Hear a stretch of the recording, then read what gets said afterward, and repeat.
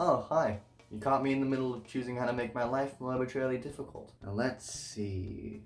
Being paralyzed from the neck down, no talking, no going left, not evading taxes. Oh, I know. Making a video about video game challenge runs. I mean, we're already here, so why not? Video games are a medium that is meant to appeal to as many people as possible. This means there are many different types that span many different difficulties. Games like Mario and Kirby are made more so for people who enjoy casual games, whereas games like Dark Souls and M&M Kart Racing are for people who hate themselves.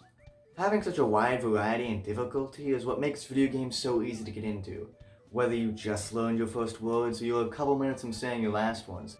The option of choice when it comes to how hard you want a video game to be is one of the most simple, yet most important choices you have. When there isn't that option, difficulty can feel like a massive gate blocking away a game, or it can lead to someone breezing through a game they wish could have been more challenging. Creating a game that works with different difficulty settings can be difficult in itself. A developer can easily throw together a hard mode that just spams a bunch of enemies at the player that is harder, yes, but way less fun. And on the flip side, they can make an easy mode that just takes a great game and makes it mind-numbingly boring by removing enemies or obstacles. To avoid these problems, most games just stick to one difficulty and design a game around that. But you might be asking, what if I hate myself and want to play Mario? Well, do I have just the thing for you? Video game challenge runs. Now, these aren't baked into most games, but are instead something that the fans of one come up with to increase the difficulty of a pre-existing game. This is usually done by limiting the player in some way, by either restricting controls or basically playing a game not the way a developer intended. But there are many different ways of increasing a game's difficulty. Since I have nothing else to do, we're gonna go look at some. Let's start off with a pretty popular one right now, Mario Game Challenge runs. Channels like Nico BBQ, Ceave Gaming, Nathaniel Bandy, Melo, and many others have made these challenges quite popular on the internet. These are honestly the reason I'm talking about this, as I see them all over my recommended page. Most of these videos are really well done, but fall into a few categories. First, Mario Coin Challenges. Me too, buddy. These are really self-explanatory, basically just completing a mainline Mario game without touching a coin, or with touching as many coins as possible. Even before becoming a trend, I'm sure many of us have tried this before, mostly because of boredom. At first glance, they seem simple enough, but if you've ever tried any of these coin challenges, you know how hard they can really be. Next, Mario Challenges with Restricted Movement. Basically crippling the man, these challenges are also self-explanatory. All you have to do is beat a Mario game without one or more of his major moves. This can be stuff like not going left or right, no jumping, only crouching, or carrying Luigi the whole time.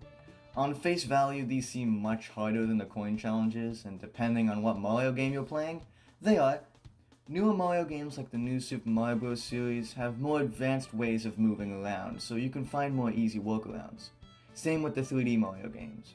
However, in the old 2D games where Mario's moveset is quite limited, you don't have many options, leading to more of a challenge, but usually a less fun one. Video game challenges are the only reason I have or ever will watch anyone play the new Super Mario Bros. Games, and I will stand by that until my death. At the end of the day, most Mario challenges and other challenges like it just boil down to using the same formula. Can you blank without blank? But the real question is, can you use this formula to spice up your daily life? Hey, it's Jackson wearing a sweater, and I'm here to tell you folks about some challenges you can try at home. Okay, let's get started. Can you go an entire day without light? Can you eat water without food? Can you pet your dog without your hands? Can you live with yourself after what you did? That was awful. Let's continue. Some challenges just expand on previous ideas and are something that could easily fit into the main game, but just isn't. A prime example of this type of challenge is a Pokemon Nuzlocke. In a basic Nuzlocke, you go through the game relatively normally, except for a few things. You have to catch the first encounter in every new area. If you fail, you can't try again until the next one. You have to nickname everything you catch, so you grow more attached to it. And if one of your Pokemon faints, it cannot be brought back or revived at all. That's the main appeal of a Nuzlocke, the permadeath of your Pokemon. This makes the Pokemon games considerably harder just with those basic rules, but there are tons upon tons of variations to the Nuzlocke formula. You can throw randomizers into the mix, making encounters and items randomized. There are monotype Nuzlocke in which you only use one type of Pokemon, similar to the in-game gym leaders, and there are pretty much an endless amount of Nuzlocke challenges that you can do that all prove how difficult you can make a pretty easy game. But what if you want to suffer more by making an already difficult game harder? Let's take Dark Souls for example, a game series that's so difficult every single game that came after it that was slightly hard is always compared to it. Why on earth would you want to make Dark Souls harder?